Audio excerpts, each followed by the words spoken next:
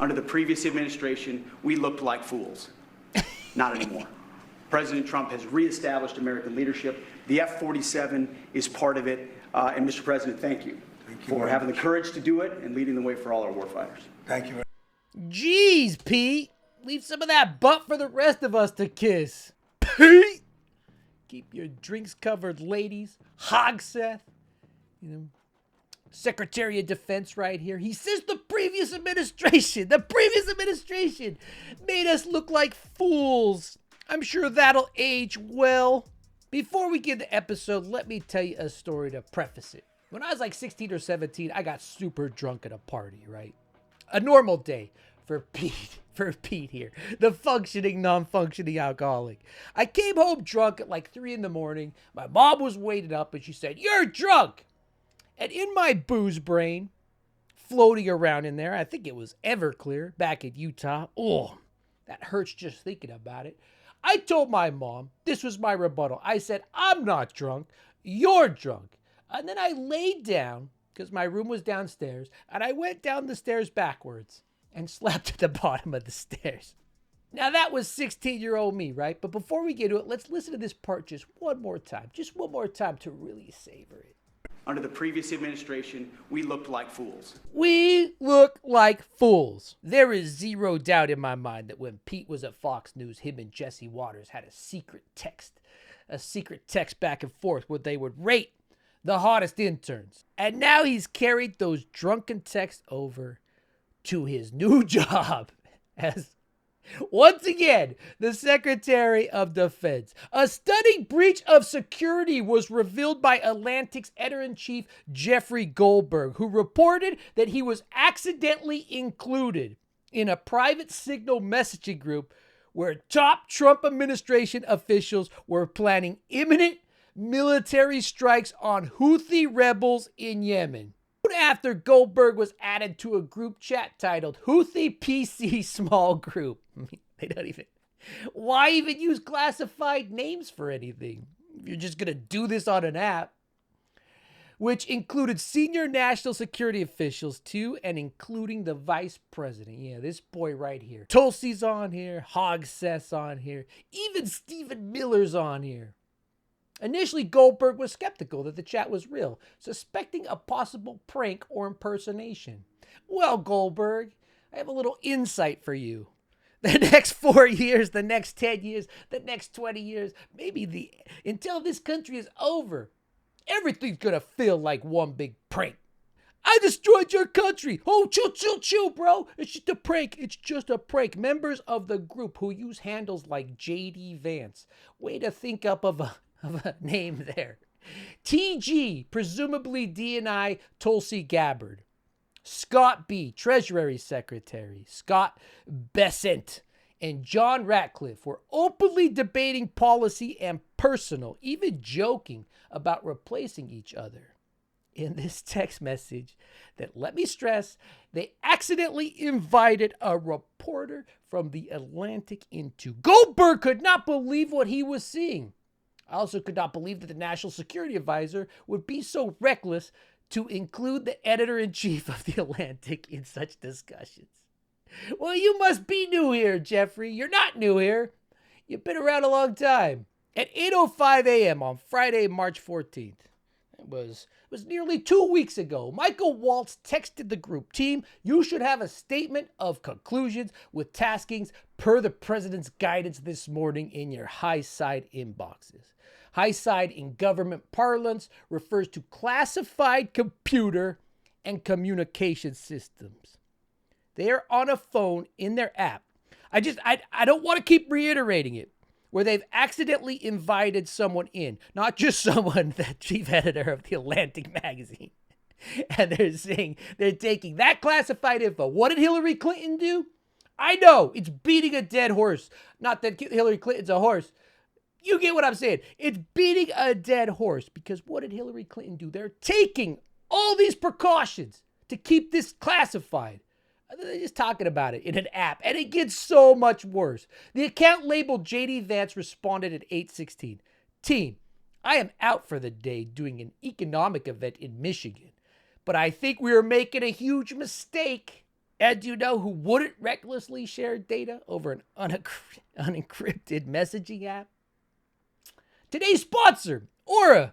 Stop leaving yourself vulnerable to data breaches of brokers. Go to my sponsor right here, Aura.com. Put the Chud report in just like this, or click on the little box. You guys know what to do. You get a 14-day free trial and see if any of your data has been exposed. One of my closest friends, Dave. Dave, if you're listening, open your ears. He hadn't signed up for today's sponsor, Aura, yet. And he told me his data is the least protected it's ever been. He's getting bombarded by scammers trying to get his two-factor authentication digits. You guys might have seen this. This is a new thing where they just try to bombard you until they get that two-factor authentication. Then Dave asked if I ever Googled myself, and I said, buddy, have you even watched my show? This administration has gutted all regulations. If you're not an oligarch, your problems don't matter. The Consumer Financial Protection Bureau, shuttered. It's gone. So Dave, everybody else out here, my extended family, the subscribers on this channel, if you want someone to watch your back, if you want someone who actually cares and thinks about your data problems, thinks they matter, you need Aura, like yesterday. Aura will continuously monitor the dark web and alert me if they find my personal information exposed, which they do every day. They're going to let me know if anyone tries to use this information to access my credit or bank accounts. Aura has never been more essential to protecting myself from straight up malicious attacks all the way down to those annoying scam calls, right? Or identifies data brokers who are selling my information and submits opt-out requests on my behalf, nipping a boatload of these scammers right in the bud, or the butt, however you say it. Plus, and listen to this, in this day and age, I've never heard a company be so confident in their product, they'll give me up to $5 million. That's $5 million with an M. In identity theft insurance should the worst case scenario happen. And I'll tell you what, the worst case scenario is not me getting $5 million. So Dave, I see you out there, and everyone else, give Aura just a couple weeks. Try it out, and you'll stop seeing your info plastered all over these sketchy sites, which means less scam, less risk, more peace of mind. You can go to my link right here to try 14 days for free. That'll be enough time for Aura to find out if any of your personal data has been exposed. All right, back to the people who don't care about your data. And I want you to pay particular attention to this because it kind of shows how this group thinks of Trump, right? Where he's placed in it, because they don't think of him as the commander-in-chief, the guy who's complaining about this painting in Colorado. They don't respect him at all. The Vance account goes on to state 3% of U.S. trade runs through the Suez. 40% of European trade does.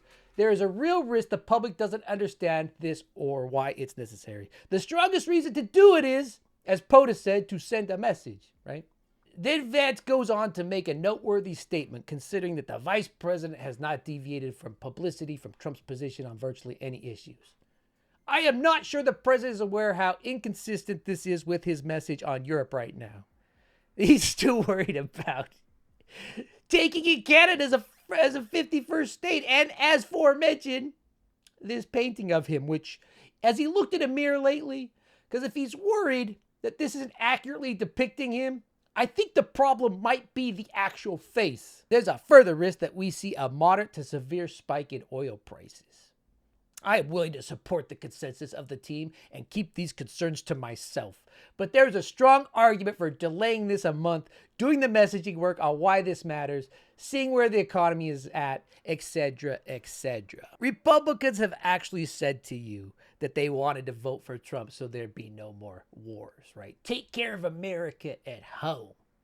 Little JD here, who once referred to, Trump as America's Hitler, sure seems to be drinking that nationalistic, juice in these text messages. Oh, he still wants to bomb people from the sky, right? He still wants to do that, but he wants to make sure that those lives don't go to waste. He wants to make sure that he churns those lives that they take into a PR campaign. You talk about nihilism. I don't know. Pretty dark stuff. But to show you just how much little power JD has, right? Stephen Miller wants him to know that I'm in charge, right? I'm Stephen Miller. How does Stephen Miller even talk? Look at him. You can tell he was in on this. JD, as I heard it. All right, I won't keep doing that voice. You don't want to listen to me read this whole thing in that voice. So this is translating from Stephen Miller's voice, which I imagine is, as I heard it. The president was clear, green light, but we soon make clear to Egypt and Europe that we expect in return. We also need to figure out how to enforce such a requirement. E.g., if Europe doesn't remunerate, then what? I'm an English major. I feel bad that I said that word so wrong. If the U.S. successfully restores freedom of navigation at great cost, there needs to be some further economic gain extracted in return. Pete Hegseth says, agreed. You know, it wasn't long ago I remember you used to wait in the car. And as far as I'm concerned, you should still be there. That was basically Stephen Miller to JD Vance. Now here's the fun part from the party of support the troops. Back after 9/11, they'd put these tacky magnets all over their cars. Nowadays, they wear the flag right here on every shirt they wear. Look at me. I'm American. I got the flag. I got the flag on everything I own. You think for people that put the flag on every single thing they would own, they would know what country they're in, but they do not. Pete Hegseth drunk text this. At 11:44 a.m., the account labeled Pete Hegseth posted in Signal a team update. And this is the author saying it. I will not quote from this update or from certain other subsequent texts. Why not? The information contained in them, if they had been read by an adversary of the United States, could conceivably have been used to harm the American military. Support the troops! Support the troops! And intellectual personnel, particularly in the broader Middle East Central Command's area of responsibility. What I will say, in order to illustrate the shocking recklessness of this Signal conversation, is that Hegseth posts contain operational details of forthcoming strikes in Yemen. He can't show you this part because the only way you're supposed to see this part is not on a phone app. It's supposed to be in a skiff, including information about targets, about weapons the U.S. would be deploying, and about attack sequencing. What else would you need if you were the enemy? For those old enough, just pretend that Obama's team was, I know it was iPhone 1 or 2 back then, so it wasn't advanced, but, texting. Oh my God, we're going to get Bin Laden. LOL, can you believe it? Took this picture myself. Look cute, might delete later. Here's the plans. Here's our attack plans. Here's the weapons we're using. Here's the coordinates. I ask you this, in this modern day, why would China ever need to spy on us? Just get into any of their phones. You have everything you need, right? Buttery mails. And I hate bringing up the Hillary stuff. I hate talking about it. But man, what a parallel to draw, huh? I mean, just think, well, what are these drunk texts from Fox News? What if it went out to like an adversary, or not even an adversary adjacent, or maybe an ally that kind of sees America's, I don't know what they're going to do now. Maybe we could gain some goodwill by slipping this over to China, who then could slip it to Yemen. The situation runs a lot different. And obviously this reporter's season, that's why it's so good to have the training, right? Because he had the ethics to make sure he wasn't being duped. He kept thinking, this is so absurd. This has to be a prank. And not throw these classified military secrets onto Twitter. It's called X. Because I imagine every single right-wing podcaster would do that. Or even, a majority of the liberal ones. If they were accidentally included on this, they would probably immediately be like, look what Pete Hegseth sent me, LOL. And then Trump and them would deny it and say, it never happened. You were duped. But this guy got the information. The attacks hadn't happened yet. And as you'll see, he waited until they were confirmed. The only person to reply from the update from Hegseth was the person identified as the vice president. I'll say a prayer. I'll say a prayer for our victory, Vance wrote. And then two others subsequently added, prayer emojis. What is going on? JD Vance, who was a proud atheist, like one of those ones that wear the shirt, I'm an atheist, debate me. This guy right here, right? Till Peter Thiel told him to get down on his knees. Started. Well, it was probably around the 576th time Peter Thiel told JD to get down on his knees. But he said, this time you get down on your knees because you're a Catholic now. And honestly, JD's picking up on being a Catholic pretty well. At least the Catholics I know. Because he's praying for the victory, right? As they're about to drop bombs on people's heads. Collateral damage, right? I think like 53 people got killed. He's praying for the victory, but not for the people they're about to kill. That's like the most Catholic thing you could do. So good job, JD. You're picking it up. According to the lengthly? It's kind of a hard word to say. Try to say it yourself before you judge me. Yeah, did you say it right? All right, whatever. According to the lengthly Hegseth text, the first detonations in Yemen would be felt 2 hours later at 1:45 p.m. Eastern time. So I waited in his car. He's sitting in his car while he's reading these. Surreal, right? In a supermarket parking lot. If this signal chat was real, I reason, Houthi targets would soon be bombed. At about 1:55, he checked X and searched Yemen. Explosions were then being heard across Sana'a, the capital city. And because we know with this Congress, with this Senate, with this administration, with where America's headed, no one will ever get fired for this, right? So Hegseth better call up his roofie guy because he's going to need about 3 million more to, going to have to do this to all of us. Goldberg says, I went back to the signal chat. At 1:48, Michael Waltz had provided the group an update. Again, I won't quote from this text, except to note that he described the operation as an amazing job. A few minutes later, John Ratcliffe wrote, a good start. A good start. Not long after, Waltz responded with 3 emojis, a fist, an American flag, and fire. This guy right here, who looks like he's pooping his pants. You pooping your pants, bud? He responded with an American flag, fire, and fist. Jeez. Emojis. Others soon joined in, including MAR, who wrote, good job, Pete. Good job, you and your team. And Susie Wills, who texted kudos to all, most particularly those in theater and CENTCOM. Oh, she's breaking out. She's breaking out terms as they talk with a reporter on an app. Really great. God bless. Steve Witkoff responded with 5 emojis. Take that, John Ratcliffe. Take that, Waltz. Sitting there, pooping your pants. This guy had 5 emojis. 2 hands praying, a flex bicep, and 2 American flags. Good Lord! After conducting a top secret military strike on an app, these guys are trying to outdo each other with emojis. Like they're on TikTok or something. This is dystopian, right? No one can really look at us. No one could honestly look at us. And this is only one aspect of a much larger picture, especially if you're subscribed to this channel. But you can't think we're still a healthy democratic republic. The after-action discussion included assessments of damage done, including the likely death of the specific individual. The Houthi-run Yemeni Health Ministry reported that at least 53 people were killed in the strikes. Right? So they're still taking these on-the-ground classified reports.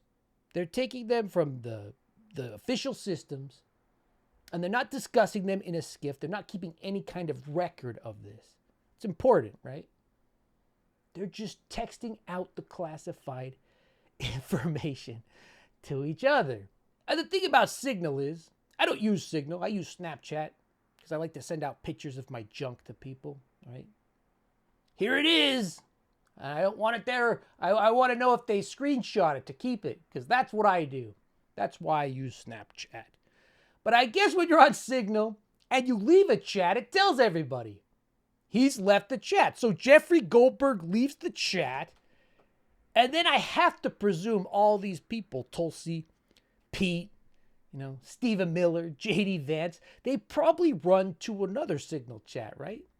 I mean, if you've ever had one of these where you're talking about someone else, maybe another one of your friends, you migrate to the chat that's talking about the other chat. I have to imagine they did that. And then they probably were asking each other, does anyone know Jeffrey? Please tell me one of your interns or something is named Jeffrey Goldberg. And it's not the Jeffrey Goldberg of the Atlantic. You have to stop drinking at work, Pete.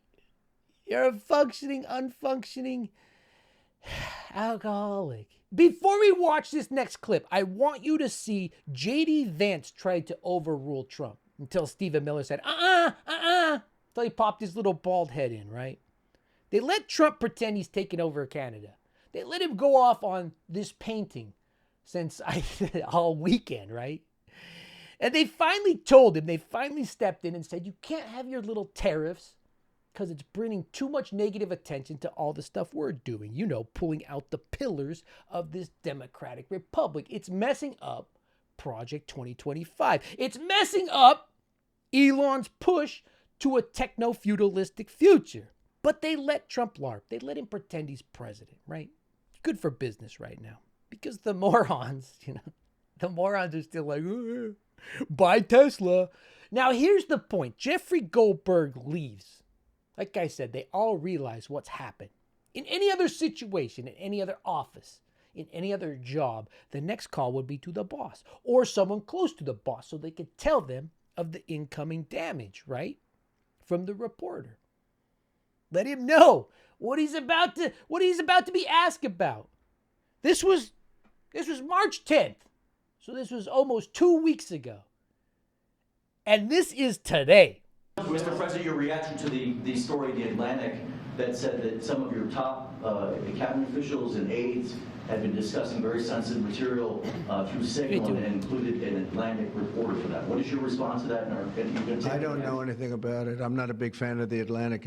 To me, it's a magazine that's going out of business. I think it's not much of a magazine, but I know nothing about it. You're saying that they had what? They were using Signal to coordinate on sensitive materials and Having to do with what? Having to do with what? What were they talking about? with the Houthis. The Houthis? You mean the attack on the Houthis? Pathetic, huh? Well, it couldn't have been very effective because the attack was very effective. I can tell you that. I don't know anything about it. You're telling me about it for the first time. Anybody else? Telling me about it for the first time 2 weeks ago. And the most disturbing part for me, even at this point, I'm not really getting used to it, right? Been here 9 years. I'm not really getting used to it. It is disturbing because there are people out there that will watch this guy who's been complaining about a portrait all weekend. That's what he's been doing all weekend. Right? Doesn't look like me. Need something more. This is what I would draw. But that's not what I'm talking about. These people watch him complain about a portrait in a building in Colorado. And for the past 2 weeks, the people around him respect him so little, his cabinet, right, that he doesn't even know his defense secretary, the whole Defense Department, is coordinating strikes, military strikes, classified military strikes on an app. This is the first time I'm hearing about this. Mr. King of Buttery Males. Can you imagine still watching this? Just being that person, and the one thing you pick up on is like, oh yeah, the Atlantic sucks, and that's what you pick up on, and then you don't listen to a clueless president about a military strike on another country, man. You know what I mean? And regardless if the Atlantic sucks, this reporter didn't even go out to try to find the story. Pete Hegseth's crippling alcoholism delivered the story to his doorstep. These incompetent D-listers, drunkenly inviting him to the chat. A conversation that should happen in no place but a skiff. And this is what the people who want to still be my friends, who support this, don't understand, right? This is the core of what they don't understand. I'll never be able to respect you long after this is over. Let's say we make it out of it. We put the country back together. I still will never respect you. Especially if you're one of those people that lectured us for a decade after 9/11. For a decade and a half about the troops, about patriotism. who lectured us about unsecured servers that they knew nothing about, just repeating talking points. Lock her up. You may want to be my friend. I don't want anything to do with you.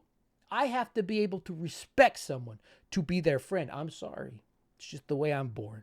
Did you ever try to start a group text? You're adding people and you accidentally add the wrong person. All of a sudden, your Aunt Mary knows all your raunchy plans for the bachelor party. Well, that kind of happened today with the Trump administration.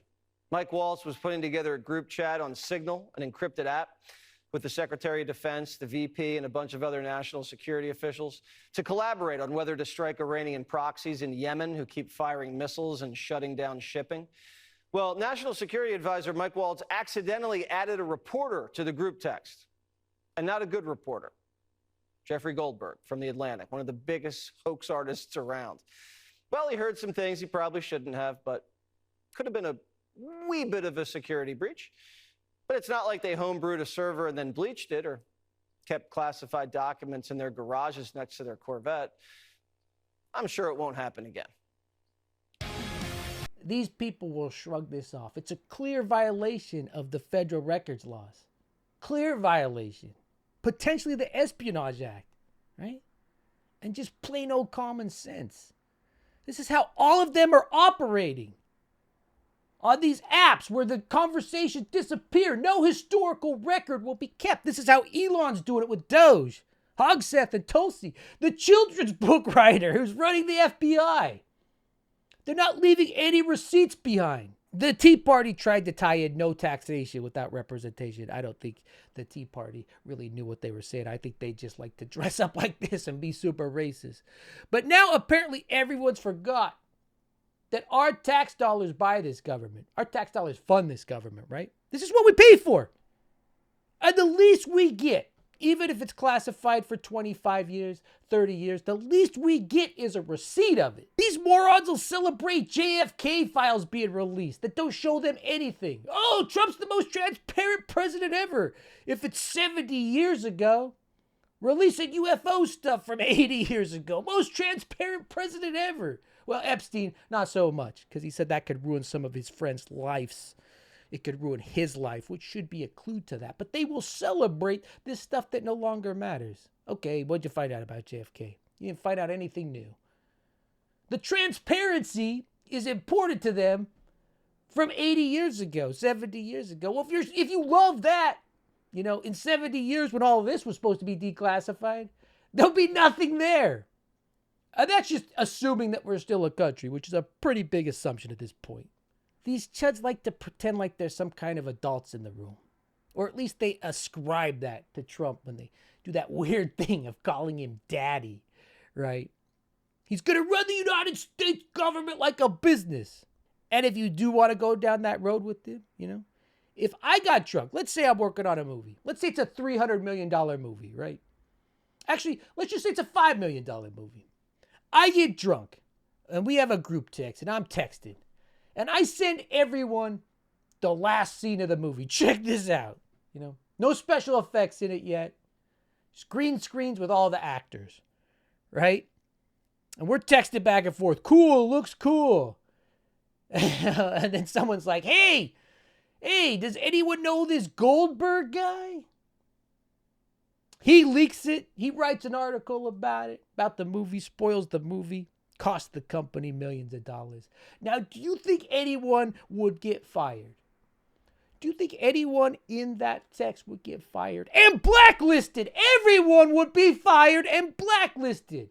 He runs the government like a company. This is off the books. I mean, it's completely illegal. Not that that matters anymore. Because Congress, this pathetic Senate, the Supreme Court's already said Trump's God. He can do whatever he wants. They'll put their heads down like the cowards and the bootlickers they are. This will not make it onto Ted Cruz's podcast. And if somehow a chud did make it this far in the video, I'm taking the damn Gadsden flag back. Because you have no idea what it stands for. But don't worry, everybody. Chuck Schumer's on the case. Thank God. Chuck Schumer, pictured right here looking for his balls. He's on the case. This debacle requires a full investigation. If our nation's military secrets are being peddled around over unsecured text chains, if We need to know that at once, and we need to put a stop to it immediately. Just wait around, Chuck. All you need to do, Chuck, just wait around. Download this app, Signal, and maybe they'll accidentally invite you into there while they're talking about it. It sounds like invites are going out. And when you tell them, when you give them one of your stern talks, right, your sternly worded emails that you like to send out, your sternly worded text messages before you completely cave, when you give it to them, make sure you use plenty of emojis, because that's the only way these morons know how to communicate. And as an aside, AOC can't take that seat fast enough. Tell me what I need to do. Tell me what I need to do to help to get rid of Chuck Schumer. This isn't just incompetence, it's ideological. If this cult wasn't built around these morons, this is the easiest thing in the world to see through. But they don't want oversight. They don't want process. They don't want records. You're paying for this government, and they're telling you don't get a receipt. Anytime that happens, you're getting ripped off. They want to run a war room with a group chat, emojis. And they all hope that you're all too tired to notice. The Chud Report. Trump is the new Adolf.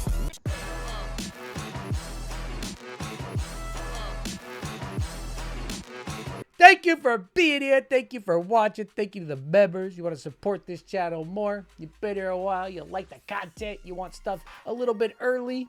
Episodes a little bit early. You want to see your chats notice and become a member. Support the channel. If you like this video, make sure you subscribe. Check out the other videos. If you don't like this video, if you like it like this, Mr. Private Server, Mr. Private Server, if you like military done on an app, Facebook Messenger, leave me a mean comment. And that's all I got for you. The Chud Report. The national security world is a pretty serious world, and especially at the level below the principals, there are people who take their responsibilities extremely seriously and take security and safety and cybersecurity and digital security very, very seriously. And there are people, we both know of people who've gone to prison for mishandling sensitive information. And so, one of my problems, and I've been, asked this question a few times today, it's why did you have such a hard time believing this?